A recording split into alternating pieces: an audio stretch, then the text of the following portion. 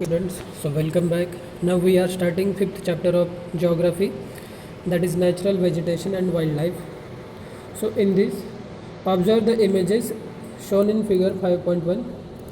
म्हणजे आकृती 5.1 मध्ये दिलेल्या छायाचित्रांचे निरीक्षण करा व खालील मुद्द्यांच्या आधारे चर्चा करा. ठीक आहे, तर आपल्याला काय करायचं ते वरती फोटो दिले आहेत त्याच्यातले जे प्राणी आहेत, पक्षी आहेत आणि वनस्पती आहेत त्यांचे नावं लिहायचे. ठीक आहे, वनस्पतींची नावे लिहा आणि तुम्ही या वनस्पती कोठे पाहिल्या आहेत. तर जसं आपल्याला इथे दिसतं आहे की हे सागाच्या झाडासारखं दिसतं आहे. So we will write here teakwood. आणि कुठे बघतो आपण ते लिहायचं आहे फक्त. ओके, जसं की हा बिबट्या वाटतो आहे.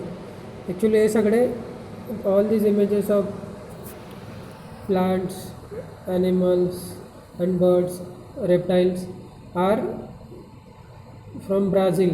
Okay, still we just have to write names. So हा काय बिबट्या आहे. So you can write name in English. So this is python, tickwood. Just like this you have to write remaining names. Okay, but this is not the homework. Okay, now next. You might have recognized the species shown above and discussed about them because there is similarity between them. म्हणजे काय ते वरती जे photos दिले त्याच्यापैकी तुम्ही बरेच आधी बघितले असतील की म्हणजे ब्राझीलमधले नाही तर भारतातही अशा प्रजाती आहेत की त्यांच्याशी यांचं साम्य जुळतं आहे. ठीक आहे, थोडे समान दिसत आहेत, त्याच्यासारखेच दिसत आहेत, परंतु या सर्व प्रजाती ब्राझीलमधल्या आहेत. त्यांची नावे आपल्याला शोधायची आहेत. आता आपण ब्राझीलमध्ये आढळणाऱ्या वनस्पतींच्या विविधतेविषयी माहिती घेऊ. So 5.2 figure 5.2 yes. तर इथे काय दिलं आहे, ब्राझीलमधील पर्जन्यमान दिलं आहे, पाऊस, वनस्पती आणि प्राण्यांचे प्रकार. ठीक आहे, हे दाखवलं आहेत. आणि उत्तरेकडून दक्षिणेकडे जाताना वरील बाबींमध्ये होत जाणारा फरक त्यातून स्पष्ट होतो. ठीक आहे, तर आपल्याला माहिती की ब्राझील असा आहे. एक मिनिट, अशा प्रकारे ब्राझील आहे. तर इकडून असं खाली जाताना from north to south. Okay, so there is some change. So here how to understand this. इकडे नॉर्थ आहे, इकडे साऊथ आहे, बस त्याच्यावरून आपल्याला ओळखायचं आहे. तर इथे आपल्याला दाखवलं आहे हे काय ॲक्च्युली ब्राझीलची टोपोग्राफी आहे. टोपोग्राफी, ठीक आहे, म्हणजे त्यांची जी भूरचना आहे. उत्तरेला त्यांच्याकडे एक गयाना हायलँड्स आहे, नंतर थोडा उत्तरेच्या जवळ नंतर मग ॲमेझॉन नदीचं बेसिन आहे, नंतर पराना नदीचं बेसिन आणि खाली मग दक्षिणेला ब्राझीलच्या हायलँड्स आहेत. ठीक आहे, आणि मग त्याच्यानुसार वेगवेगळ्या बघा इथे आता काय लिहिलं आहे, ॲमेझॉन बेसिन इथून 0 आहे इथे. सो सॉरी 400 लिहिलं आहे, 400 to 1200 म्हणजे 800 किलोमीटरचा हा त्यांनी घेतला आहे. सो 400पासून सुरू केलं आहे. आणि पुढे काय ॲक्च्युली आता याच्यात गयाना आयलँड्स आहे ना, तर तिथे किती पाऊस पडतो, किती तापमान आहे. ठीक आहे, नंतर हां एवढंच दिलं आहे तिथे. ठीक आहे, आणि कोणकोणत्या प्रकारचे प्राणी पक्षी वगैरे सापडतात. आता पुढच्या या भागात किती तापमान आहे, किती पाऊस पडतो आणि कोणते प्राणी आहेत. नंतर किती तापमान आहे, किती पाऊस आहे, कोणत्या प्रकारची जमीन आहे, तेवढं इथे दिलं आहे. ओके, सो आपल्याला काय करायचं आता ब्राझीलचं वनस्पती बघायचे आहेत. तर भूरचनेमुळे ब्राझीलच्या पर्जन्यात फरक पडतो. विषुववृत्तीय प्रदेशात बहुतांश भागात वर्षभर पाऊस पडतो. विषुववृत्तापासून जसजसे दूर जावे तसतसे वर्षादिनांचा कालावधी आणि पर्जन्यमान कमी होत जाते. त्यामुळे प्रदेशात वनस्पतींचा जीवनकाळ देखील कमी होतो. ठीक आहे, म्हणजे काय तर जेवढा जास्त पाऊस पडेल तेवढा जास्त त्या वनस्पती टिकतात आणि हिरव्यागार असतात. पण जितका पाऊस कमी पडेल तेवढ्या लवकर त्या सुकतील, वाळतील. ठीक आहे, सो नेक्स्ट. ज्या प्रदेशात पाऊस वर्षभर असतो त्या ठिकाणी सदाहरित वने आढळतात. ज्या प्रदेशात पाऊस ठराविक काळात पडतो त्या ठिकाणी वृक्षांची घनता कमी होत जाते. वनांच्या ऐवजी विविध प्रकारचे गवत, खुरटी झुडपे, काटेरी वनस्पती इत्यादी आढळतात. ब्राझीलमध्ये जगातील सर्वाधिक वनस्पतींच्या प्रजाती आहेत. यामध्ये सदाहरित, निमसदाहरित, शुष्क इत्यादी वनस्पतींचा समावेश होतो. येथे पाऊ ब्राझील, रबर, महुगनी, रोजवूड इत्यादी वृक्ष व आमर वनस्पतीच्या अनेक म्हणजे व्हरायटी ऑफ ऑर्किड्स ठीक आहे, प्रजाती आढळतात. ओके. सो ब्राझीलमधील सदाहरित वर्षावनांमुळे वातावरणात मोठ्या प्रमाणात प्राणवायू उपलब्ध होतो. कार्बन डायऑक्साईडचे प्रमाण कमी होण्यास त्यामुळे मदत मिळते. म्हणूनच मी याला काय म्हणतात, lungs of the world. Okay. So now next question for homework is why the rain forest of Brazil are called as lungs of the world. Next, India vegetation. आता भारताच्या वनस्पतींबद्दल आपल्याला अभ्यासायचं आहे. सो इथे बघा काही आधी माहिती दिली आहे, बट त्याच्या आधी हा नकाशा आहे आणि हे प्रश्न आहेत. तर एव्हरग्रीन, इकडे एव्हरग्रीन आहेत. Which forest are found in western snow capped region. ठीक आहे, वेस्टर्न स्नो कॅप्ड रिजन. तर आधी वेस्टर्न स्नो कॅप्ड आपल्याला बघावं लागेल. Okay, yes. तर इथे वेस्टर्न स्नो कॅप म्हटलं आहे, नॉर्दर्न नाही म्हटलं आहे. बट आता पश्चिम किनाऱ्यावर एक minute, snow capped which forest are हिमाच्छादित. ओके, हिमाच्छादित प्रदेशात कोणती वने आढळतात. तर एक प्रकारे हेच आहे ते, कारण की इथेच बर्फ असणार आहे आणि इकडे पण असेल. तर मग त्याच्यापैकी आपल्याला वेस्टर्न विचारलं आहे. सो वेस्टर्न हा भाग, तिथे कोणत्या प्रकारची वन आहे, तर Himalayan forest. Okay. Then actually हे कोल्ड डेझर्ट आहे, तर इथे वनच नाही आहेत आणि हॉट डेझर्टमध्ये पण खूप कमी आहे. सो नेक्स्ट क्वेश्चन, कोणत्या किनारपट्टीवर समुद्रकाठची वने आढळतात. तर पूर्व किनारपट्टी. कोणत्या प्रकारच्या वनांनी भारताचा जास्त प्रदेश व्यापला आहे. तर ते आहे डेसिडियोस फॉरेस्ट. ठीक आहे. नंतर काटेरी व झुडपी वने कोठे आढळतात व का आढळतात. आता काटेरी व झुडपी वने, थॉर्नी श्रब्स. तर हे बघा इथे आढळतात ते ह्या भागात. तर इथे पाऊस कमी असतो, तापमान जास्त असतं, म्हणून हे असं आढळतात. So following types of forests are found in India in regions which receive more than 2000 mm of rainfall on an average along with abundant sunlight. Evergreen forests are found. इथे 2000 मिलीमीटरपेक्षा पाऊस जास्त पडतो आणि पुरेसा सूर्यप्रकाश असतो, तिथे आपल्याला सदाहरित वने आढळतात. या वनातील वृक्षांची पाने रुंद असतात, हिरवीगार असतात.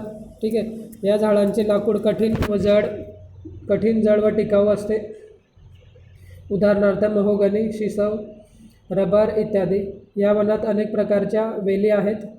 ठीक आहे. या वनात सर्वाधिक जैवविविधता आढळते. भारतात 1000 ते 2000 मिलीमीटर पर्जन्याच्या प्रदेशात पानझडीची वने आढळतात. ठीक आहे. कोरड्या ऋतूत बाष्पीभवनाने पाणी कमी होऊ नये म्हणून वनस्पतीची पाने गळतात. उदाहरणार्थ साग, बांबू, वड, पिंपळ इत्यादी वनस्पती या वनात आढळतात. Okay. So now next question for homework is write short note on evergreen forest in India. Evergreen forest in India. तर आता पुढे काय, तर भारतात ज्या भागात दीर्घकाळ कोरडा उन्हाळा व 500 मिलीमीटरपेक्षा कमी पर्जन्य होतो अशा प्रदेशात काटेरी व झुडपी वने आढळतात. वनस्पतींची पाने आकाराने लहान असतात. उदाहरणार्थ खैर, बाभूळ, खेजडी, तसेच कोरफड, घायपात इत्यादी निवडुंगाचे प्रकार देखील आढळतात. ठीक आहे.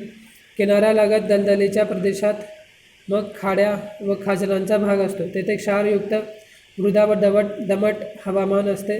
अशा ठिकाणी समुद्रकाठची वने आपल्याला आढळतात. ठीक आहे. तर मग किनाऱ्यालगत दलदलीच्या प्रदेशात आपल्याला पुढे त्यांना सुंदरीची वने व खारफुटीची वने म्हणतात. या वनस्पतींचे लाकूड तेलकट व हलके व टिकाऊ असते. आता भारतीय हिमालयात उंचीनुसार वनांचे 3 प्रकार पडतात. अतिउंच प्रदेशात हंगामी फुलझाडे असणारी वने, मध्यम उंचीवरील प्रदेशात पाईन, देवदार, फर अशा सूचीपर्णी वृक्षांची वने व पायथ्यालगतची मिश्र वने आढळतात. त्यांमध्ये सूचीपर्णी तसेच पानझडी वृक्ष असतात. या वनात साल वृक्षाचे प्रमाण जास्त आहे. ठीक आहे. So Brazil wild life, Brazil वन्यजीवन. तर आता त्याच्या आधी आपल्याला इथे माहिती मिळवावी लागेल की जॉग्राफिकल एक्सप्लेनेशन. ॲक्च्युली इथे त्यांनी म्हटलं आहे की write the names of on the basis of figure 5.4 answer the following question. Name the species shown on the map. नकाशावर दर्शवलेल्या प्रजातींना नावे द्या. कोंडर, ॲनाकोंडा, अजगर, सिंहासारखा दिसणारा, सोनेरी, तांबरीन, मकाऊ इत्यादी. ओके. तर हा नकाशा आहे. तर इथे हा बघा, मकाऊ हा पोपट आहे, हे मगर आहे. Just you have to write English names. Then condor, this is pink.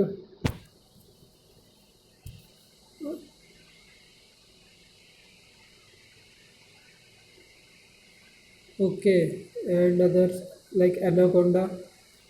So everything is given. We will solve this now. A greater diversity in wildlife is found in Brazil than any other country in the world. म्हणजे काय तर जगातील इतर कोणत्याही देशापेक्षा ब्राझीलमध्ये वन्यजीवनाची विविधता अधिक आढळते. पॅन्टानल या दलदलीच्या प्रदेशात महाकाय अनाकोंडा आढळतात. ठीक आहे. तर बघा इथे सगळं दिलं आहे. इकडे पॅन्टानल दिला आहे आणि तिथे मग हा प्राणी जो आहे तो काय आहे, तो ॲनाकोंडा. ब्राझीलमध्ये मोठ्या गिनीपिग व मगरी. ठीक आहे. तेच हे इथे आहे, गिनीपिग, मगरी, ॲनाकोंडा. नंतर सुसरी, माकडे, पिवमा, बिबट्या इत्यादी प्राणी आढळतात. माशांच्या प्रजातींमध्ये समुद्रातील स्वॉर्डफिश तसेच नदीतील पिराना व गुलाबी डॉल्फिन. ठीक.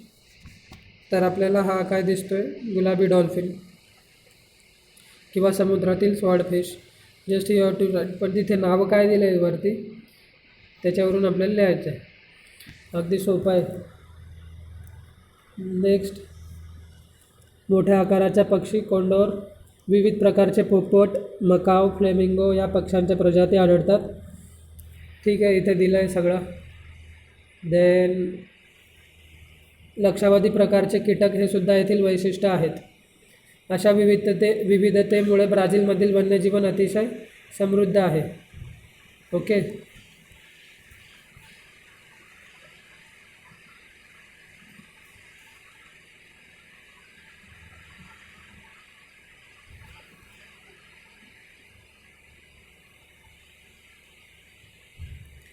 हे झालं आपलं ब्राझील.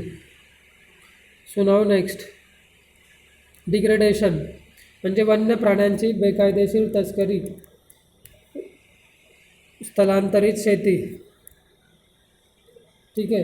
निर्वनीकरण, प्रदूषण इत्यादींमुळे होणारा पर्यावरणाचा ऱ्हास अशा समस्या ब्राझील समोर आहेत. त्यामुळे अनेक स्थानिक वन्य प्रजाती नामशेष होत आहेत.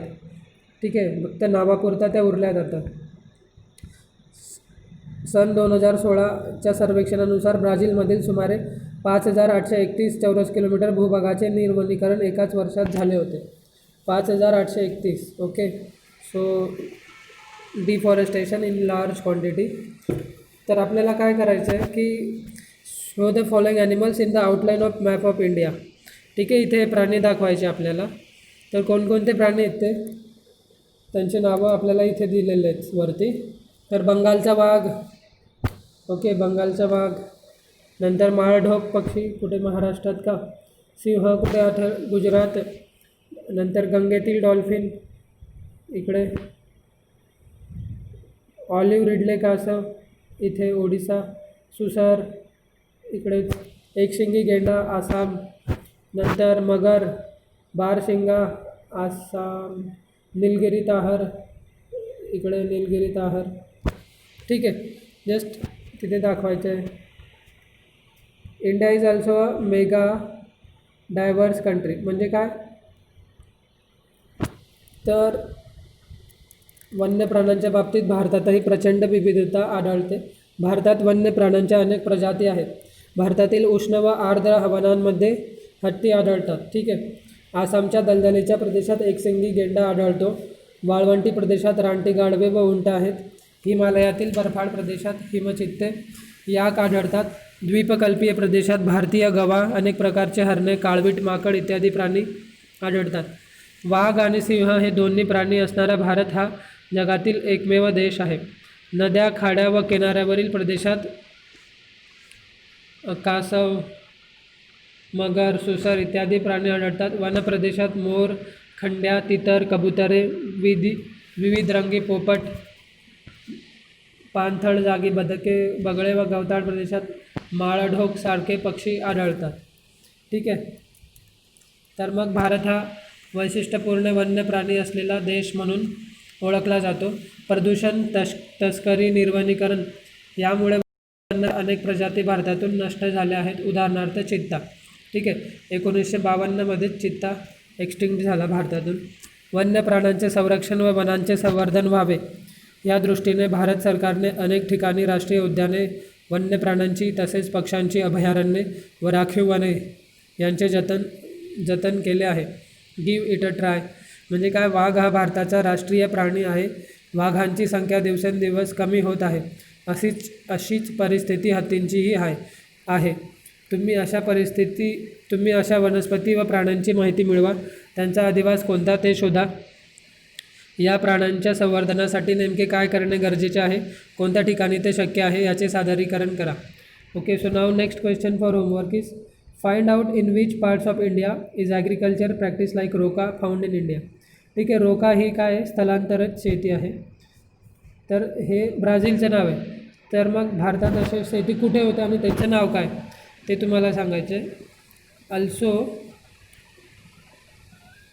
Next question for homework is write short note of India wild life. Okay. Write short note on India wild life.